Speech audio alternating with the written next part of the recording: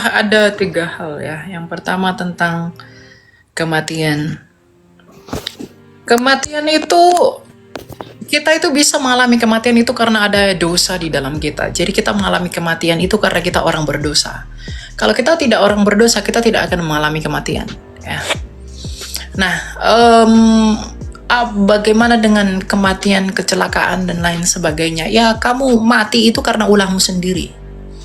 Ya, orang kecelakaan, ya dia mati ya karena dia ugal-ugalan. Orang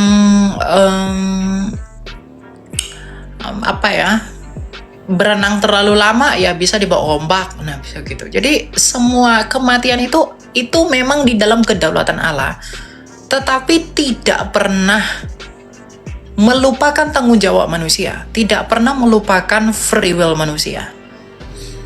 Jadi kita itu mengalami kematian ya kita harus bertanggung jawab. Kenapa kita bisa mati? Misalnya ada orang mati dengan sakit, penyakit, dan lain-lain ya. Kenapa bisa sakit? Apa yang menyebabkan sakit itu? Itu kan semua tanggung jawab kita. Nggak ada tuh Allah buat orang mengalami sakit penyakit itu, nggak ada. Tapi kalau iblis itu bisa mencobai kita. Dia bisa membuat kita menderita. Tetapi mengenai mati atau tidaknya kita, tetap Tuhan yang mengizinkan atau tidak. Kalau Tuhan belum mengizinkan kita mati, kita tidak akan mati. Tapi kalau Tuhan mengizinkan kita mati, kita mati. Gitu. Tanpa membuang tanggung jawab kita sebagai manusia. Kita itu manusia yang memiliki tanggung jawab atas apa yang kita lakukan dan kerjakan. Jadi orang mati, orang meninggal dan lain-lain itu tetap punya peran, punya tanggung jawab atas ulah orang itu sendiri. Apa yang dia lakukan, apa yang dia kerjakan. Tetapi Tuhan mengizinkan manusia menentukan pilihannya. Tuhan mengizinkan manusia melakukan apa yang dia mau. Ya. Itu yang disebut dengan kedaulatan. Nah, mengenai mimpi, jangan katakan mimpi itu dari setan. Ya, itu terlalu terburu-buru menyimpulkan begitu. Mimpi itu tidak selalu dari setan. Ya, mimpi itu bisa dari Tuhan, bisa juga tidak. Seperti misalnya Raja Nebukadnezar, mimpinya itu ditafsirkan Daniel. Yang lain-lain juga bermimpi. Ya, banyak anak tokoh-tokoh Alkitab yang bermimpi dan mendapatkan pesan Tuhan di dalam. Jadi Tuhan itu bisa menyampaikan pesannya kepada kita melalui mimpi-mimpi dan penglihatan-penglihatan serta nubuatan-nubuatan. Ya, jadi itu untuk hal itu ya. Iya. Jadi Kak, kan saya punya tante juga. Dia jalan kaki tuh di pinggir jalan, terus ditabrak sama mobil, langsung meninggal di tempat. Jadi kalau keadaan yang seperti itu gimana ya?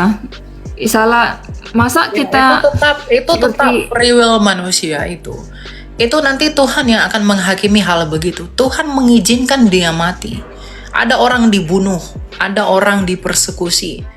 Itu kan bukan ulah saya, itu bukan karena saya dan lain-lain dia, tetapi Tuhan mengizinkan itu terjadi agar orang si pembunuh itu dan orang yang melakukan kesalahan itu akan dihakimi oleh karena ulahnya itu. Tapi semua yang menyebabkan itu semua adalah dosa. Dosa yang adalah biang kerok dari semua itu. Gitu. Ya. Jadi kita nggak akan mati, kita nggak akan dibunuh kalau Tuhan nggak izinkan kita terbunuh. Kita tidak akan teraniaya kalau Tuhan tidak izinkan kita teraniaya dan banyak sebagainya. Gitu ya. Kemana dia? Yang pertanyakan di situ Kak, kalau misalnya dalam kematian itu kan biasanya ada orang yang mengatakan dia mati karena takdirnya. Kemudian ada yang mengatakan dia mati karena memang itu memang jalan Tuhan. Jadi keduanya ini masih bagi saya simpang siur gitu. Apakah takdir ini dari Tuhan atau memang takdir ini adalah jalan hidup manusia? Kemudian yang dikatakan orang biasa kalau mati itu memang ajalnya dari Tuhan atau memang Tuhan sudah mau memanggilnya, yang seperti kakak bilang tadi. Itu yang saya pertanyakan Kak. Ya. Begini, masalah takdir, kekristenan itu tidak pernah mengenal takdir. Takdir itu ajaran abal-abal itu. Ya. Nggak pernah Tuhan itu buat kamu untuk jadi ini, buat kamu untuk jadi ini, enggak. Tuhan itu nggak pernah tentukan kamu nanti saya selamatkan, kamu dilahirkan untuk diselamatkan, kamu itu untuk masuk neraka, kamu itu enggak ada. Jadi takdir itu nggak pernah dikenal dalam kekristenan.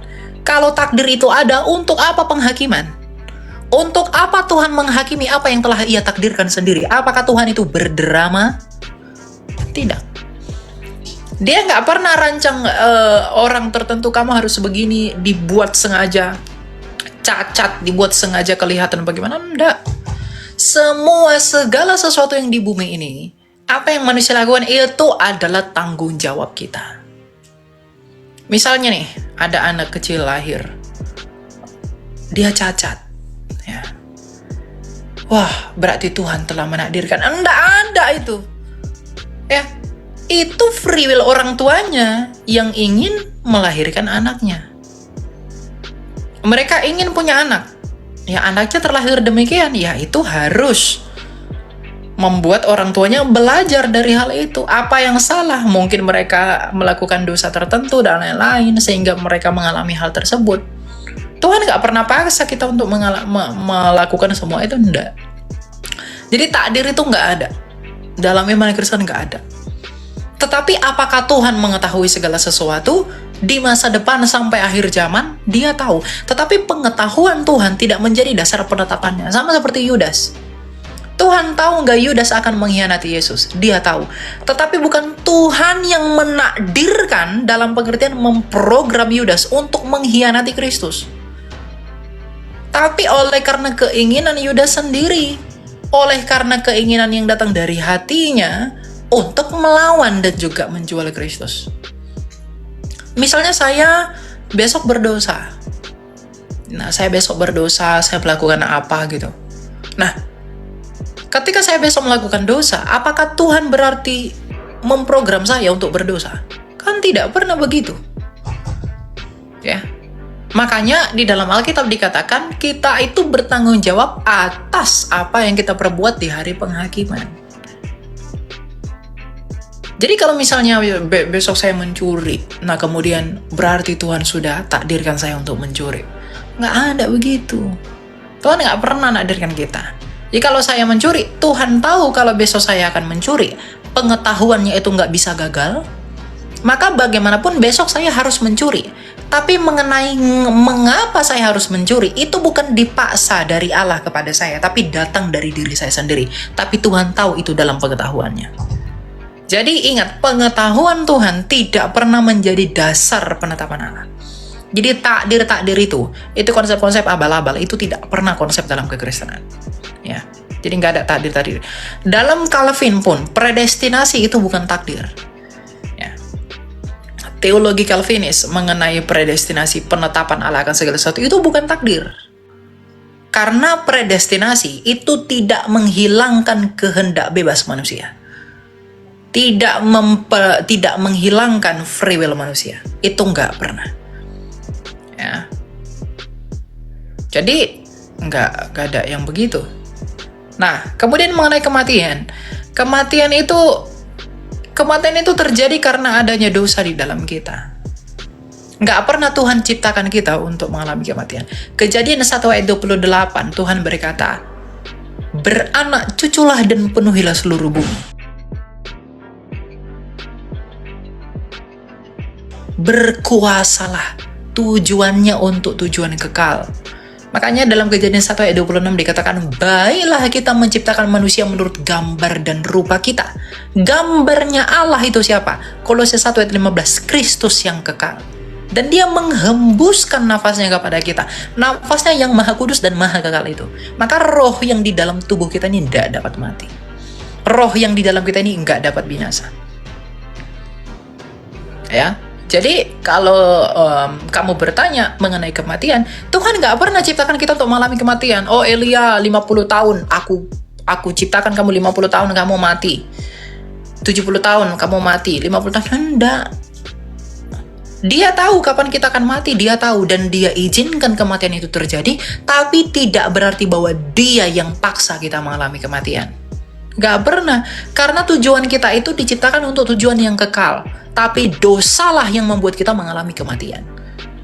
Dosalah yang membuat kita mengalami Maut itu karena upah dosa, Roma 6 ayat 23. Upah dosa adalah maut.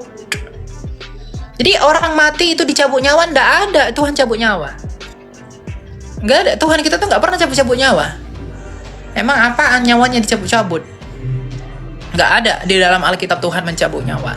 Tetapi Tuhan mengizinkan kematian itu terjadi atas aksi yang kita lakukan, will-nya kita. Maka kita bertanggung jawab untuk itu. Gitu ya.